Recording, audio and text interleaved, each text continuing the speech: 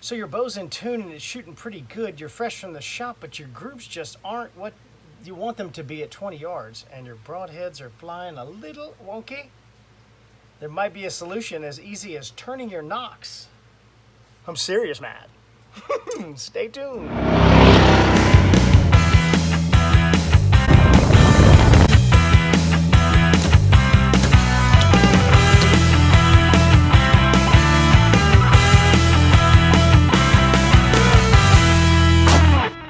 Exploded? I don't know.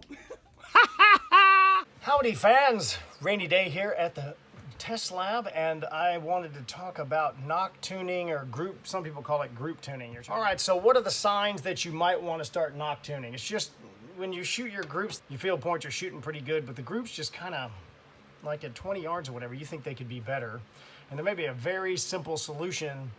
I was just introduced to, I did not think this would matter, but it matters. So first things first, you need to make sure that your vanes are clearing your cables. If they're not, make sure they're clearing. So here's a picture of one oriented right, so it won't make cable contact. And then here's another one oriented where the vane will hit the cable, which of course is going to make it kick. So no matter what you do Nock tuning, do not set them up that way, okay? That is bad. If they come right off the bow and hit your cable, you've already got a kick built in that you're probably not going to get out. Second thing, if you're shooting the standard odd cock feather color and then two other colors, which is 95% of us buying stock arrows, I roll my own, so I shoot all white. 99% of the time I shoot all white.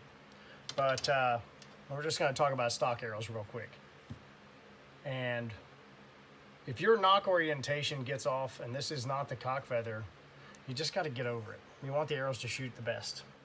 So what you're going to want to do is number every arrow. You see right here, this is number 1 to me. I'll talk about this arrow right here. That's my nock orientation. And then of course I put the RF on there because that's required. That's just me. If you want to write your name or whatever, it's important to have a number, and then this is the final nock orientation. Here's one with the odd, the classic deal.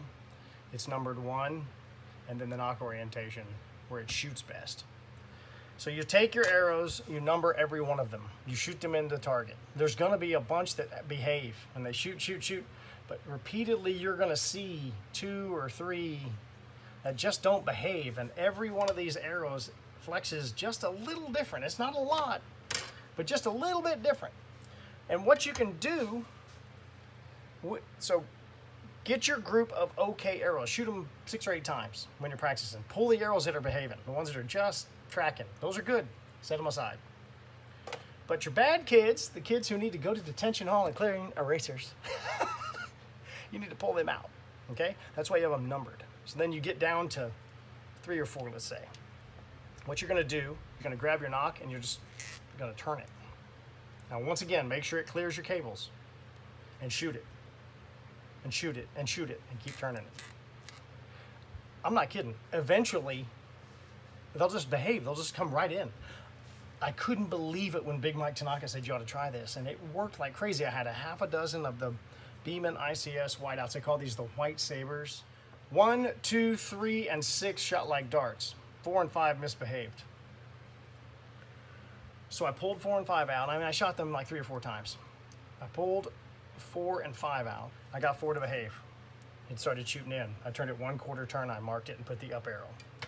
5, I never got to behave. I marked it field point all the way around. It shoots fine with the field point, but when I put a broadhead on there, so I'm misbehaving. So I pulled 5 out, and I'm not gonna hunt with it. So the rest of the arrows behaved. 1 turn of the nock, and they all it oriented outside the cables, won't hit the cables, and they started shooting very tight. I mean, the group really shrunk. I was pretty amazed, okay? So, final thing, the reason why I have the up arrow and why I have shoot the big part on here, because that's what you shoot at. The up arrow is the cock vane. So earlier I twisted this knob using it as a point. But when I'm hunting, I know this is since they're all the same color, I know this is the cock vane, and that should always be there so it's consistent. It's the same thing over and over. With this arrow, it happens to orient at this fletching. It shoots better than it does in any other orientation spinning the nock. So despite the fact that it's number 1 on the white one, and that should classically be the cock feather and be up, it shoots better this way. So I just don't worry about it. I shoot it like that. If it hurts your feelings that they don't shoot, you know, with the cock feather and the orientation that it's supposed to be, because that's how it's always been. That's the way I've done it. And that's the way, most importantly, to be real darn clear with you, you're worried about your friends. You need better friends, because you want the best arrow flight you can possibly get. And then finally, I would go through the same process with broadheads. So these arrows, you can see this right here. See that dot? That was the orientation with a field point. When I put a broadhead on there, it changed, because broadheads are different. You put a fixed blade broadhead, it's not a field point. And I shot them, and I had one of them wandered off. So I went through it with broadheads, and that's the most important thing. You can nock tune, you get the idea.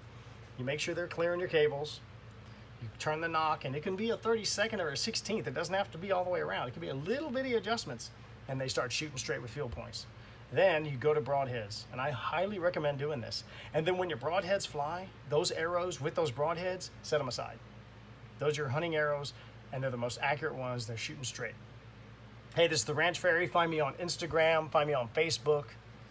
And of course you hit subscribe, because that's why you want to do this. I don't really do 3D, and I don't shoot 3D. I'm just not a target guy. I don't shoot indoors, I don't shoot spots, I just hunt. So this video, the whole goal of me talking about nock tuning at all is to make broadheads fly. And I'm serious. Shoot your field points, nock tune them in. Okay? Check my channel. Look at the bear shaft tuning video. Do that first. Tune, tune, tune. And then go to nock tuning. And then obviously it's nock and group tuning. You're trying to shrink your groups.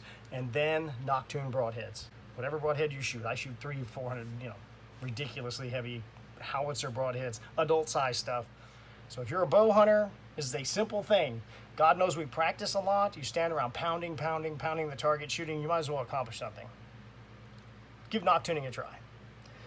Hit like, go to Instagram, share this video with anybody you know. This is the Ranch Fairy. If you subscribe, you're going to see a lot of stuff get shot and see this actual process applied. Hopefully one of the white sabers gets better. Ranch Fairy out. Guys are thinking about buying a nice high FOC broadhead. The Bishop 315 single bevel is a fantastic option. And you can see the damage it'll do on it. This pig only went 30 yards, so Sam, your shot was ideal. Okay, I inhaled the bug, hang on.